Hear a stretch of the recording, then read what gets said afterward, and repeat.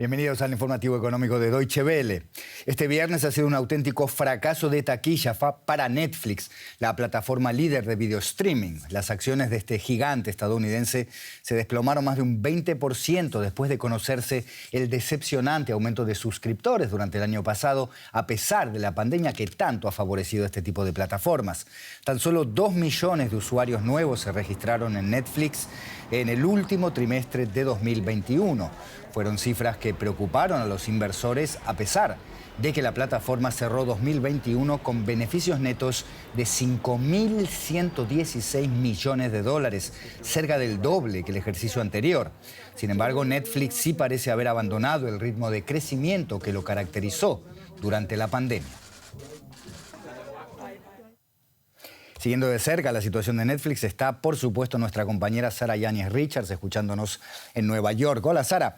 Cuéntanos, ¿por qué crees que el mercado cree que Netflix ya no puede crecer como hasta ahora? ¿Están avisorando el fin de la pandemia? ¿El mercado de streaming está saturado? ¿Es un problema de Netflix específicamente? Cuéntanos.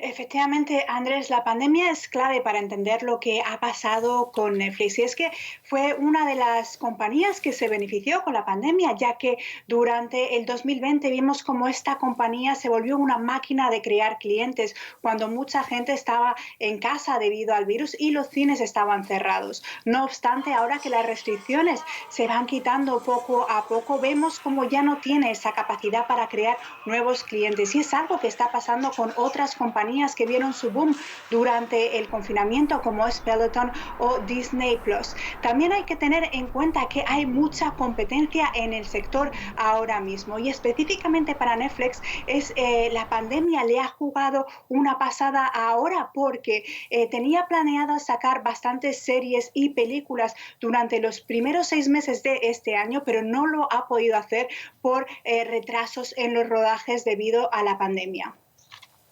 Sara, Netflix siempre tuvo ideas innovadoras que lo hicieron líder ya desde la época de los DVDs. ¿Qué es lo que va a intentar ahora? ¿Qué estrategia es la que piensa usar para recuperarse de esta caída? Efectivamente, Andrés, hemos visto cómo Netflix ha sabido cambiar con sus usuarios y también con la tecnología, en tanto ahora que no está teniendo tanto éxito como le gustaría en Estados Unidos y en Canadá, está poniendo la visión al mercado internacional, sobre todo a India y a Japón. También está apostando por el mundo de los videojuegos. Ya el año pasado vimos cómo lanzó 10 videojuegos, y este año ha dicho que se sumergirá aún más en este mundo de los videojuegos. Sara Yáñez Richards en Nueva York, gracias y buen fin de semana. Igualmente, un placer. Nuevo debate en la disputa energética y climática de Europa. La Comisión Europea, el brazo ejecutivo de la Unión, quiere considerar tanto al gas como a la energía nuclear bajo ciertas condiciones como fuentes sostenibles para la transición energética, lo que les daría derecho a recibir subsidios para este tipo de proyectos. Hasta este viernes podían los gobiernos europeos presentar sus objeciones a esta propuesta, y hay un claro choque de intereses, por lo menos entre las dos grandes economías de la Unión Europea. Alemania, en pleno proceso de abandono de la energía nuclear, y la vecina Francia, que está redoblando la apuesta por las centrales nucleares que ya le suministran más del 70% de su energía. Fukushima 2011, una catástrofe nuclear que conmocionó al mundo y que cambió la opinión de muchos sobre la energía nuclear. Uno de ellos es André Jacques. Desde entonces lucha en su contra. El francés viajó a Japón tras la catástrofe. Parecía el fin del mundo. A partir de ese momento tomé conciencia sobre los riesgos a los que está expuesta la población, especialmente las mujeres y los niños. Cuando se vive cerca de centrales nucleares, siempre existe el riesgo de accidentes. Algunos países de la Unión Europea decidieron abandonar la energía nuclear tras el episodio vivido en Fukushima. Francia, sin embargo, mantuvo su política nuclear. Hoy hay más de 50 reactores repartidos por todo el país. Algo que André Jacques considera alarmante. Este hombre de 70 años vive en una península de Normandía, en el norte de Francia, conocida por su hermosa naturaleza y por sus numerosas instalaciones nucleares.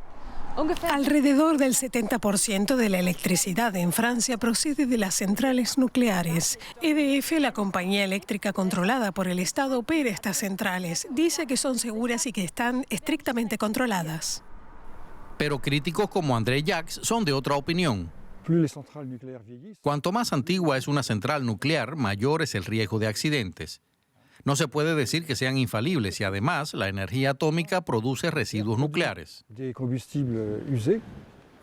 Aquí, en La Hague, no muy lejos del pueblo donde vive el activista, una fábrica procesa residuos nucleares. Se trata de la mayor empleadora de la región. En un debate local sobre nuevas inversiones en energía nuclear, los residentes también advierten de los riesgos. Pero el portavoz de la central asegura que la energía nuclear sigue siendo mejor que el gas y el carbón. Nos enfrentamos a una situación de emergencia climática y al calentamiento global. Aunque las centrales nucleares no se construyeron con ese objetivo, ahora es una ventaja que no emitan tantos gases de efecto invernadero. En su plan para conseguir la neutralidad climática para 2050, Francia ya ha anunciado que construirá pequeñas centrales nucleares modulares, pese a las críticas de otros países de la Unión Europea, como Alemania. El investigador Nicolas Masucki cree que la política de Francia es la correcta. La idea es desarrollar reactores que puedan producirse industrialmente, lo más automatizados posible, para abaratarlos y garantizar la calidad. Para André Jacques, las nuevas soluciones técnicas no son la respuesta. Quiere que la energía nuclear se convierta pronto en cosa del pasado, pero Francia ya ha decidido que es el futuro. La disparada de los precios del gas y el petróleo han sido una auténtica bendición para las arcas del Estado ruso, que tuvo un récord de superávit de balanza comercial de 120.000 millones de dólares el mes pasado. Sin embargo, toda esta bonanza está amenazada por las sanciones que quieren imponer Estados Unidos y sus aliados si Moscú decide finalmente invadir Ucrania. De aquí es de donde Rusia obtiene su riqueza, los campos de petróleo y gas de Siberia. Según datos del Ministerio de Finanzas ruso, los ingresos de estos dos combustibles superaron en más del 50% los planes iniciales de 2021, con un total de casi 120.000 millones de dólares.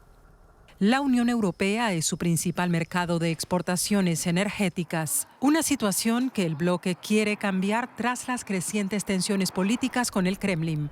Actualmente, los 27 Estados miembros de la Unión Europea obtienen más del 40% del gas de Rusia, muy por detrás y en segundo lugar de Noruega, con solo un 16%, seguido por Argelia y Qatar. El canciller alemán Olaf Scholz se reunió este miércoles en Berlín con el primer ministro noruego Jonas Gahr Støre. Si continúan las tensiones con Rusia, Berlín quiere que Noruega aumente su producción y envíe más gas al continente. Veo un gran potencial a futuro con Noruega y claro está, me gustaría ver una asociación energética aún mejor, más profunda y más amplia. En octubre, el nuevo gasoducto Baltic Pipe bombeará 10.000 millones de metros cúbicos de gas al año desde Noruega a Polonia y de allí a los países vecinos. Es decir, una quinta parte de lo que el Nord Stream 1 ruso proporciona actualmente a Alemania. Un pequeño paso para que Europa pueda depender cada vez menos de los yacimientos de gas rusos. Vamos a hacer un rápido repaso por otras noticias económicas de esta jornada. La secretaria del Tesoro estadounidense Janet Yellen renovó su llamado a un impuesto mínimo para las empresas en todo el mundo.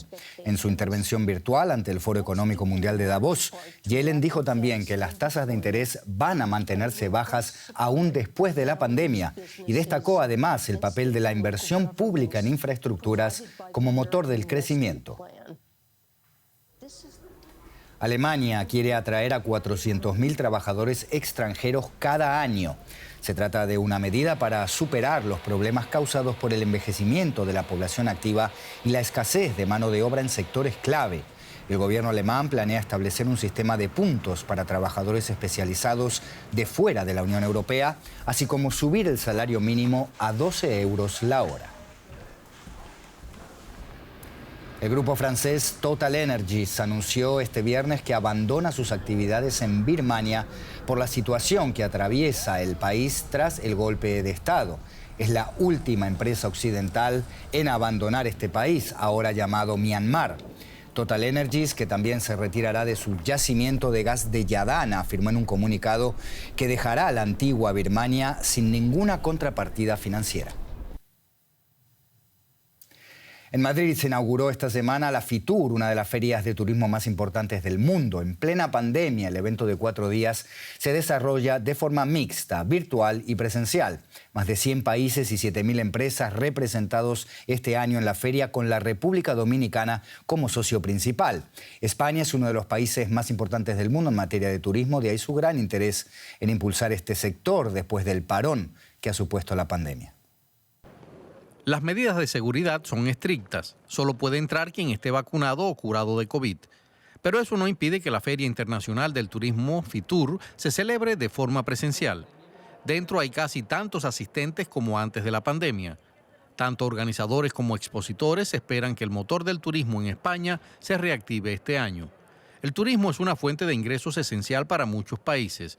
En condiciones normales, para España representa el 12% de su economía y este es el objetivo que se quiere volver a alcanzar. Queremos basarlo en la calidad y es cierto que el gasto turístico está aumentando. Estamos en niveles prepandemia en rentabilidad ya del sector turístico y ese va a ser realmente la forma de medir también el éxito este año. Calidad, valor, gasto turístico y rentabilidad para las empresas para que se recuperen del impacto negativo de la pandemia. Porque las pérdidas de los últimos años son enormes. Según estimaciones de la Organización Mundial del Turismo, ascienden a unos $2 billones en 2021, una cifra similar a la registrada en 2020. Aquí todo el mundo espera que la situación mejore este año y que el sector pueda beneficiarse del creciente deseo de viajar. Y no hay más tiempo para la economía. Gracias y hasta la próxima.